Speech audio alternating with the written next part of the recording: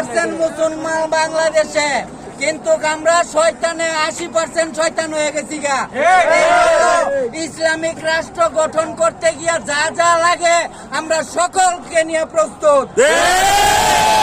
আমাদের মুসলমানের উপরে নাস্তিকের বাচ্চারা যেভাবে অত্যাচার চালাচ্ছে, আমাদেরকে সতর্ক সাবধান থাকতে হবে।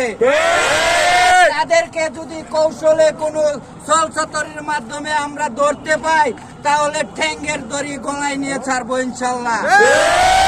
ইন্ডিয়ান সরকার এই রাজাকারের বাচ্চাদেরকে কয়দিন বাঁচাইতে পারে, ওইটা আমাদের বাঙালিদের দেখার আছে।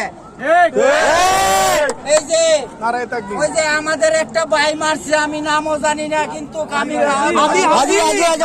এর জন্য আমার ভিতর কান্দে।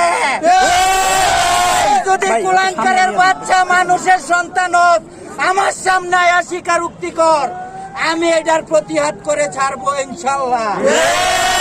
তো ভাইয়েরা আমার জন্য দোয়া করবেন। আমি একজন কর্মজীবী মানুষ, এখন কর্মস্থল থেকে আসছি, আমি আবার আপনাদের মিছিল যোগ করবো ইনশাল্লাহ। আমার কথায় ভুলভ্রান্তি হয়ে থাকলে আমাকে ক্ষমার দৃষ্টিতে দেখবেন।